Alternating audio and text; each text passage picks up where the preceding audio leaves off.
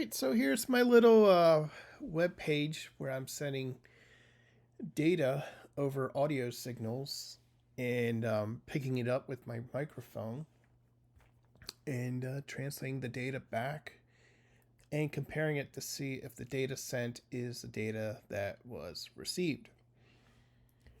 And I've got my error percentages down pretty good. The latest thing you'll see is I have speakers up here.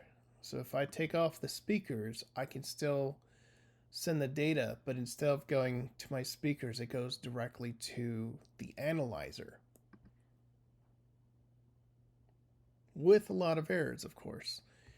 Um, I'm still working on why I'm getting so many errors because it is a direct signal from an oscillator in memory to the analyzer in memory. I made this chart interactive where I can just click on a channel and highlight the channel or hover over channel. You can click it or hover it, and I can click the segment. If I go down here, I can review what's going on with that segment. And what I see here is both the low and high frequencies are at their max for all 7 samples. So that's something I'm seeing a lot of, and I don't quite understand why that is. And so you'll notice it's usually the high values that are highlighted. Uh, Even though this is the same, there's actually a reason behind why the high value is highlighted, and that's because that's the one that won. um, yeah, so that's been fun. Let's actually show you what the data sounds like now, and I'll show you the error rate percent actually goes down with a microphone. There we go. We actually got every.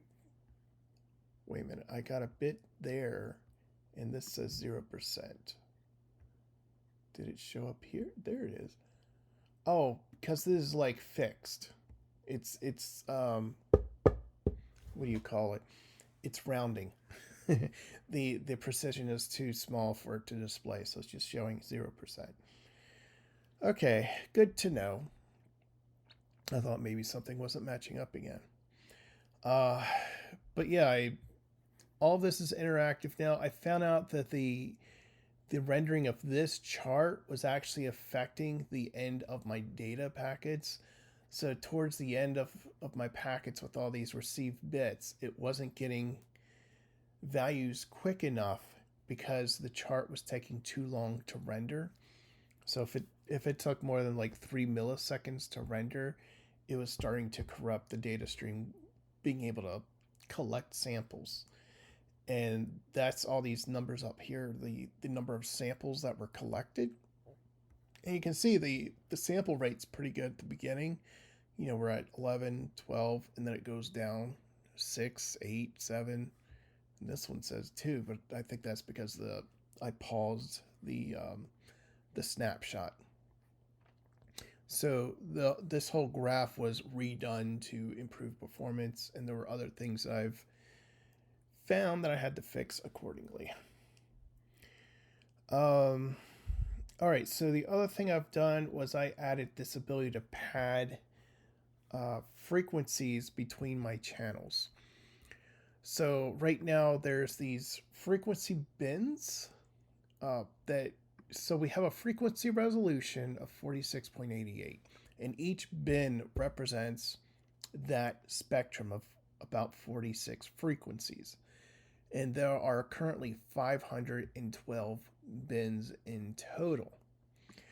So when I assign a frequency base to a channel based on this minimum and maximum frequency, I'm jumping every 46.88 hertz to the next available frequency or the next available bin. And then this multiplier here tells me how many times I should jump to the next bin. And the latest thing that I've done was I added this channel resolution padding. So after I pick my 2 frequencies for my channel's high and low values, I'll jump 2 more of these frequency bins. And before I start picking for the next channel, I'll go down to this and I'll pick 2 more. I'll skip 2 more frequency bins before I pick the next channel's frequencies. And it was like just a hunch to see, would it actually work? Does it help improve? And it actually improved quite a bit. And I had to increase my frequency, my maximum frequency, to compensate for the extended range to keep the same number of channels. However, it was another idea of like, well, maybe it's because I'm using the higher frequencies that's actually beneficial more with the higher frequencies than it is with the spacing. So I went ahead and I decreased this down to 0 and increased my multiplier up to 4. And so I still have the same number of channels across the same spectrum. So this is like the original setting.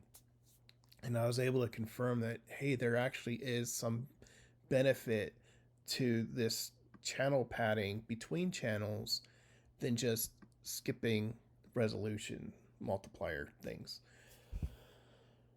So, with all that said, oh yeah, and this is the other thing. I found out that so this represents the frequency bins, the ranges of each bin, and this blue line shows me where in that bin my frequency is currently at, and I can usually dial it in the location just by adjusting the minimum frequency because that's what it's based off of. And my thought was, if I can get it in the center of the bin, this gives me the best chance of capturing the frequency without bleeding over into other channels.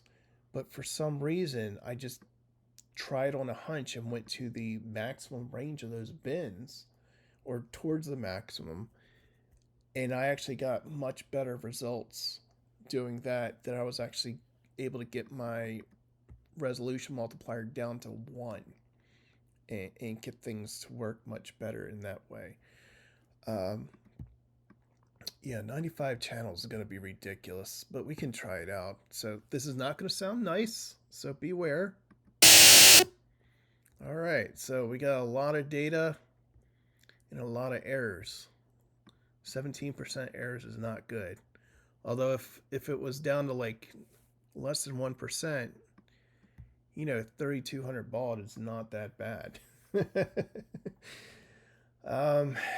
Yeah, so that's the progress I'm at right now.